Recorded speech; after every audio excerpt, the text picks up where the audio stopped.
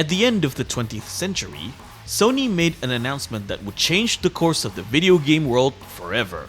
The Sony PlayStation 2 was revealed, available starting on 4th of March 2000. At the time, the Sony PlayStation 2 was promoted as being more powerful than most personal computers. The machine is not only a gaming console, but it also features a built-in DVD player. To this day, the Sony PlayStation 2 became the #1 best-selling console of all time, selling 160 million units worldwide. When it hit stores, the console had around 29 different release titles. Some of those titles became cult classics amongst the gaming communities, such as Tekken Tag Tournament and Time Splitters. One launch title is the first entry of Koei's 1 vs 1000 hack and slash that we all know and love, Dynasty Warriors 2. Despite the title, Dynasty Warriors 2 was actually the first game of the Dynasty Warriors series as a hack and slash. The first Dynasty Warriors game was a fighting game released in 1997 for the Sony PlayStation. In Japan, the game is called Sangoku Musou. However, Koei decided to turn the next game into a hack and slash because the competition for fighting games at the time was too much for them to handle. In Japan, Dynasty Warriors 2 is called Shin Sangoku Musou. It was treated as a new game instead of a sequel. The Dynasty Warriors series has existed for 25 years.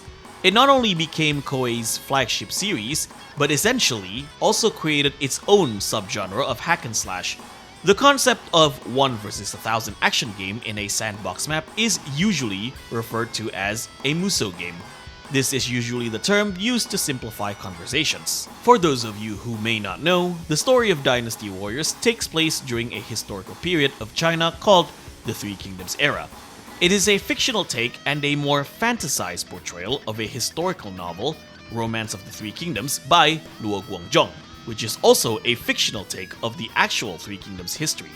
In short, Dynasty Warriors is a fictional take of another fictional take of an actual historical event. It was not until 2001 when Koei released the sequel, Dynasty Warriors 3, that the series started gain its popularity. Dynasty Warriors 3 was the first game in the series to sell 1 million copies. The success of the game prompted Koei to make more Dynasty Warriors games, and an upcoming remaster for its 25th anniversary. It's safe to say that the Dynasty Warriors series are not going anywhere anytime soon. My first exposure for the series went all the way back in 2003. I was introduced by my cousin to Dynasty Warriors 4 Xtreme Legends, but it was the expansion only without the base game. Playing it for the first time, I was so amazed on how many characters you can play. The first character that I picked was Taishitsi out of my cousin's recommendation. Playing the game firsthand, it was truly something that I've never experienced before.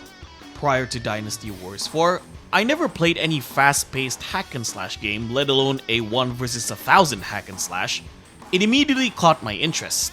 Months later, I became more of an avid player when my other cousin showed me the base Dynasty Warriors 4 game. It's even to the point that Dynasty Warriors 4 and its Xtreme Legends expansion became two of the first games that I got for the PlayStation 2 back in 2004. I became a fan of the series because of this game. In this video, we are going to discuss the game that started my journey as a Musou fan. Before we begin, I need to make a confession. 3 years ago, I made a stupid video called Dynasty Warriors 4 is overrated. Oh, brother, this guy stinks! Yeah, I can't disagree on that. Looking back at it, I wasn't thinking straight when I made that video. I don't know why I thought it was a good idea to make that video. Maybe I was too drunk on chicken wings at that time. Whatever it was, I'm not proud with that video. I began to enjoy the game again lately, and it was because of a mod that disables the auto-lock during combat. It made the game more enjoyable, and it reminded me why I loved this game in the first place. Since the Musou game started with Dynasty Warriors 2, this means that Dynasty Warriors 4 is actually the third game of the series. In Japan, this game is called Shin Sangoku Musou 3. In most cases, the third game of the series is considered the best. This is the case in games like Devil May Cry 3 Dante's Awakening, Onimusha 3 Demon Siege, as well as Dynasty Warriors 4 or Shin Sangoku Musou 3. With both Dynasty Warriors Origins DLC and Dynasty Warriors 3 Remastered coming out soon, Musou fans are eating really good in 2026. To hype up these two games, we are going to take a 2-decade retrospective of the ever-popular entry of the series, Dynasty Warriors 4.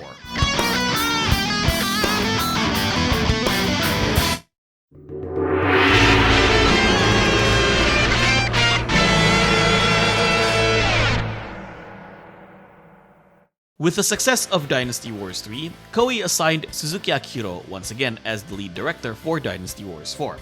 If you have been a fan of Koei Muso games for as long as I have, Suzuki Akihiro is a name that is not foreign to you. He is usually considered as the head honcho for the Dynasty Warriors series. He has been with Koei for more than 30 years and is currently the executive officer of Omega Force, the development studio behind Dynasty Warriors. A quick background about Suzuki Akihiro. He was a fan of history since a very young age. He got into video games after playing his older brother's PC during high school. According to Koei.fandom.com, the first game that got him invested was Romance of the Three Kingdoms for the PC-88. He became a fan of Koei's work to the point where he bought a PC during his second year in college. He was also taking mathematics as a major in college. Suzuki would join Koei in 1992 as a programmer. Despite having a degree in mathematics, Suzuki didn't have a lot of knowledge in programming. On one interview, he stated that he wasn't a fan of his earlier work in the company.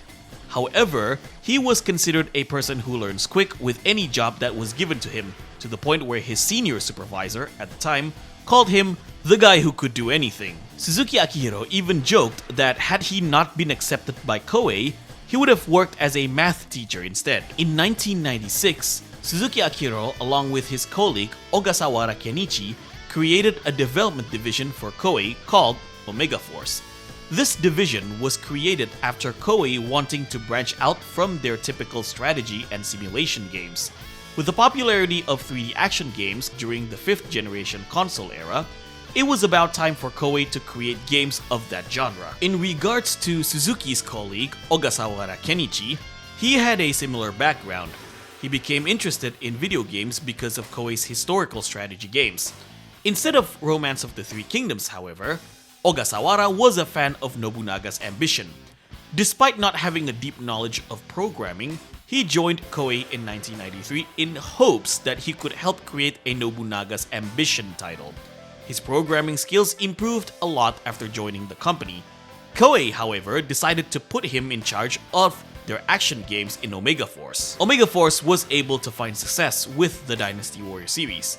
Dynasty Warriors 3 was their first game to sell 1 million copies, and it was time to capitalize the success with a new release. With how well Dynasty Warriors 3 was received for its gameplay, Omega Force once again assigned Sho Tomohiko as the lead game designer for Dynasty Warriors 4.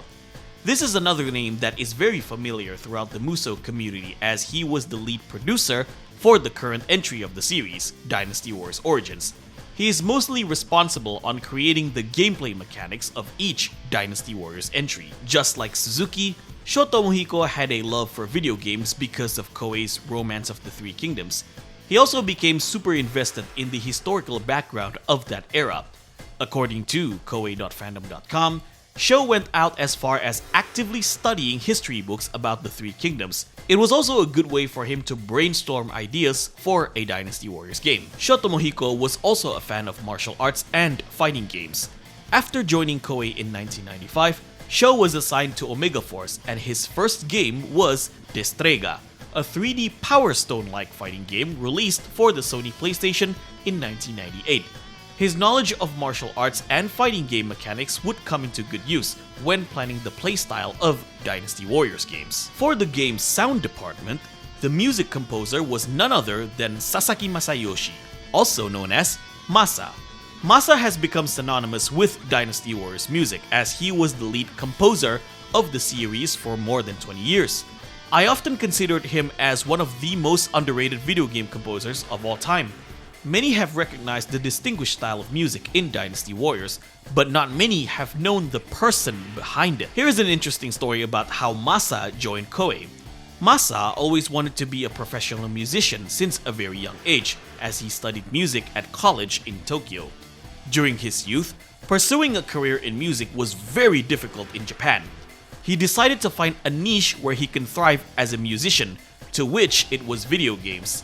When he applied to be a composer at Koei, he wasn't sure that he would be hired considering his lack of familiarity with their games. However, Koei decided to hire him because they were very impressed with his guitar skills. When Masa joined Koei in the late 90s, he was assigned in the newly established Omega Force.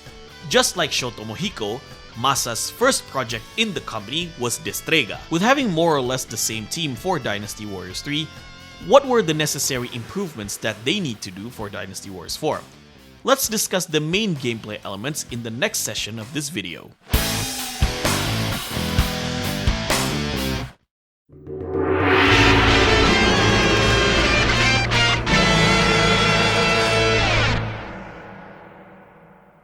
In Dynasty Warriors 3, the main campaign is a character-based story. The game's main mode is called Muso Mode. You pick a character from a roster of 39 characters, with each of them having their own set of battles. You get to see the Three Kingdoms story in the point of view of every character. The development team at Omega Force wanted to do a different take of the Three Kingdoms story for Dynasty Warriors 4. Instead of a campaign that revolves around characters, the game's campaign revolves around kingdoms or factions. Battles are set based on the kingdom or faction that players choose. This also means that characters of the same faction shares the same battles from start to finish. With a different approach in the storytelling of Dynasty Warriors 4, Omega Force would apply a little bit more creative freedom. They wanted to give the story more leeway instead of being too accurate with the Romance of the Three Kingdoms novel. One major change they did is having all the characters of your selected faction survive through the end of the story. In most Dynasty Warriors games, characters usually die in their respective battles similar to that of the Romance of the Three Kingdoms lore.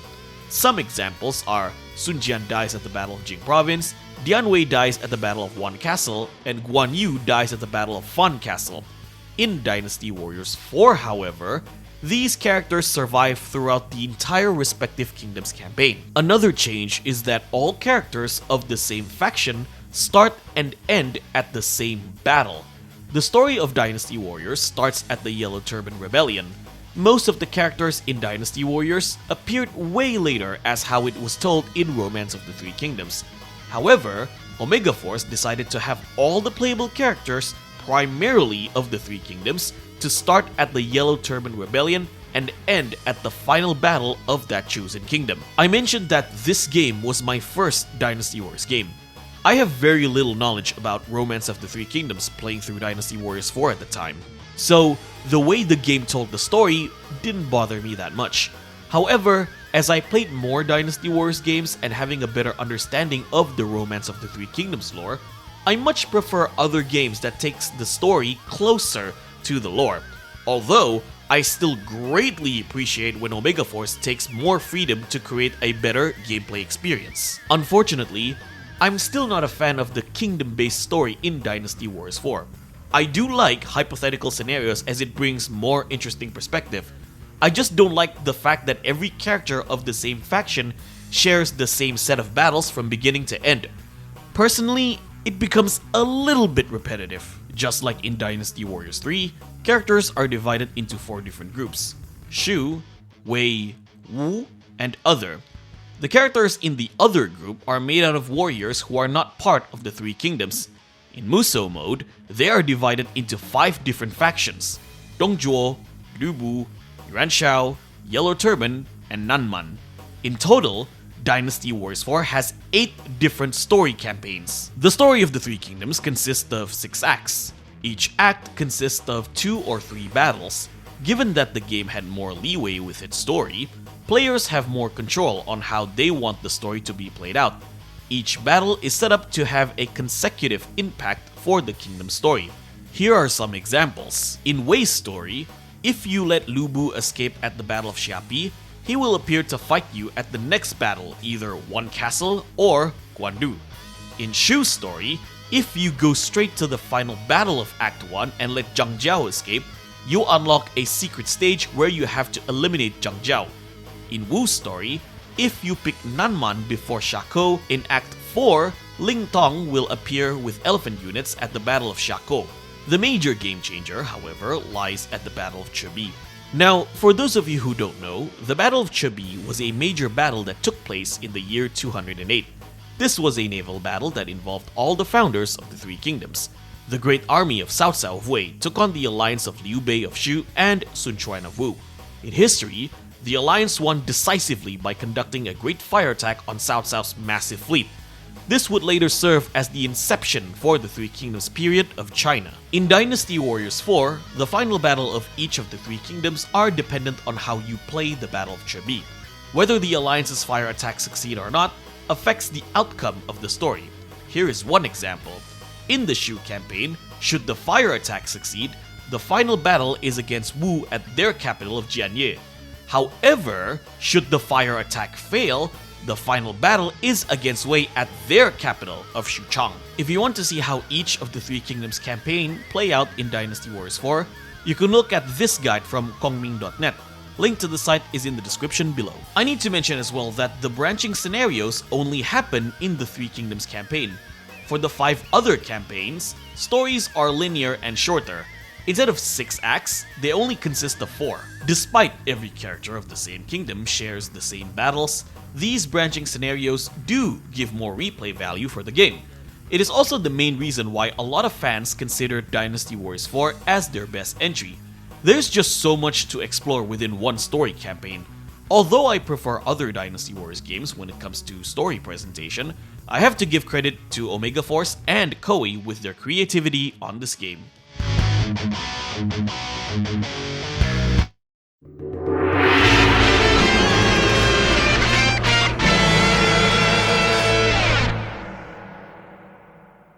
The combat mechanics revolves around 2 primary attacks. Normal attacks with the square button and charge attacks with the triangle button. Every character has up to 6 normal attack inputs in which every input can end with a charge attack. I have mentioned in my previous Sengoku Basara videos that Dynasty Warriors combat mechanics are very patternized. This is especially the case for the classic PlayStation 2 games. Despite having 43 characters with their own unique weapons and moves, everyone shares mostly the same pattern of attacks. This is not necessarily a bad thing. As a matter of fact, I do like the combat mechanics as it gives Dynasty Warriors its unique identity. The charge attack patterns in Dynasty Warriors 4 are as follow. C1 is the base charge attack in which every character has their own unique move. C2 is a launcher move. C3 is a multi-hitting attack that can either stun or stagger enemies. C4 is a high damage frontal attack. C5 is a launcher move with an aerial follow-up. C6 is a high damage specific attack. Other than the base charge attack, this is the one that is very unique for each character. You have a super meter underneath the character's health bar that fills up by defeating enemies in battle. Once this meter is filled, you can perform a Muso attack by pressing the circle button. Muso attack in Dynasty Warriors 4 is a high damage attack with a repeated pattern. When your character's health bar is on the red, the Muso attack becomes a true Muso attack. This is similar with the regular Muso attack, but with a higher damage and a finishing attack string. This game introduced a grab attack in the Dynasty Warrior series. Some characters, mostly the power-oriented ones, can grab enemies with their base charge attacks. My favorite grab attack has got to be Lu Bu's, where he pierces someone with his halberd, then proceeds to brutally slash him in the air. Another new mechanic that was introduced is the taunt. Characters can announce themselves by pressing the R3 button. The taunt also produces an aura around the character, in which it enables guard break and stagger enemies nearby. The aura from the taunt can also dismount enemies in horses. Unfortunately, the taunt never made a return after Dynasty Warriors 4. Quite a shame honestly, since it does give more personality to each character. The game has a parrying mechanic in its defensive system. To perform a parry, you need to block by holding the L1 button and then press the triangle button at the exact moment an enemy hits you. It's a really cool mechanic that adds more depth to a somewhat simplistic gameplay style. One major gripe I have with the combat mechanics is the auto lock. Whenever you perform an attack string, your character is locked to a certain direction of move. You cannot rotate your characters while attacking. This was the major turnoff for me. However, with the magic of mods, I was able to apply a mod that turns off the auto lock while playing on a PlayStation 2 emulator. It made the game a lot more enjoyable for me. To assist players during battle, the game has an item system similar to that of Dynasty Warriors 3. There are 3 categories of items you can equip. Harness. These are the mounts for your character to ride in the start of the battle. Orb. These are elemental effects to enhance your character's charge attacks. Special. These are stat boosting items for your character. Unlike harness and orbs, each character can use up to 5 special items. There is a chance during battle an enemy officer will challenge you to a duel. You may choose to accept it or not. Should you choose to accept the challenge, you and the enemy officer are transported to an isolated arena and go one-on-one. Winning the duel gives you more experience points than simply defeating an enemy officer during a regular battle. Speaking of experience points, Dynasty Warriors 4 has 2 types of experience points. The first one is character experience points, where you can rank up and earn better stats. The second one is weapon experience points, in which your character weapons evolve as you earn more. Ranking up your character enables you to unlock costumes as well. When your character's rank is at max, you get all 6 costumes for that character. The weapon system in this game works very different compared to the previous one. In Dynasty Warriors 3, every character has 5 different weapons that you can select in the preparation menu. In Dynasty Warriors 4, weapons are leveled up through a leveling system with experience points. There are up to 5 different weapon levels, just like in Dynasty Warriors 3. However, you cannot revert back to a weaker weapon once you have reached the strongest weapon. Dynasty Warriors 4 provides a good amount of variety in its relatively simple gameplay style. To this day, it is still one of the most praised style throughout the entire Dynasty Warriors series. With that aspect alone, the game has shown that it was able to stood the test of time.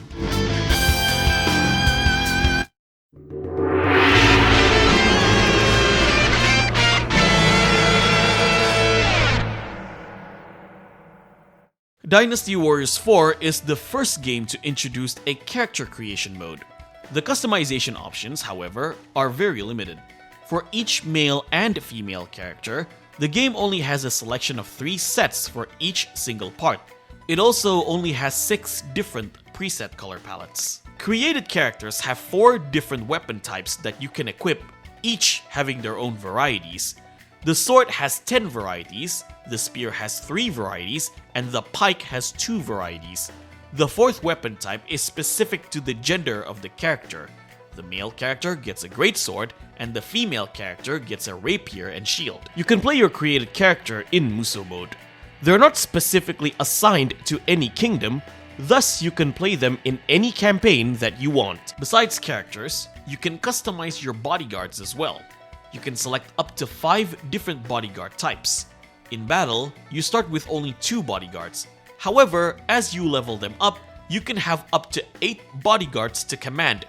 Their appearance also changes as they move up the rank. Koei and Omega Force would eventually improve the character creation in later games. The amount of options would progressively increase, thus providing players with more creative freedom. Despite the limitation, Dynasty Warriors 4 still deserve a massive credit for bringing customization in the series.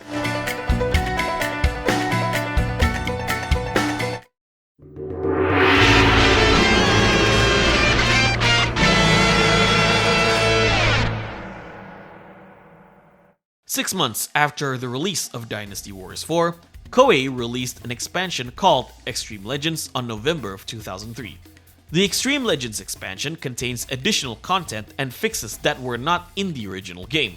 In a way, these were essentially DLCs and patches in disc form. In order to have the complete experience, players must own both Dynasty Warriors 4 and the Xtreme Legends expansion. This expansion introduced Legend Mode, which became a trend that follows throughout the series with alterations. In this mode, you play through 1 battle per character. Each character battle has a performance grading from C, the lowest, to S, the highest. In order to get the highest rank, players need to perform certain tasks as required from each battle. Completing a character battle under the highest difficulty with an S grade enables you to unlock the level 11 weapon of that respective character. Legend mode can be very gimmicky as well. Some battles have special rules that prevent players from using items or bodyguards. Some stages have character begin with low health. This mode can be very tricky for players, especially if you are aiming to get the rare weapons. Another mode that this expansion introduced is Extreme Mode. In this mode, you pick any character to go on a mercenary-like adventure. Anything goes in Extreme Mode. The entire goal of this mode is to survive as long as you can. It's technically a survival mode in adventure form. I'm going to make a controversial take here. I think Dynasty Warriors 4 has the weakest Xtreme Legends expansion out of all the series. Sure, it's nice to have short character-based scenarios, however, I don't think the overall content is enough to be a separate expansion disc by its own. Not to mention, I find the battles in Legend mode more annoying than challenging. Then again, that's probably just me.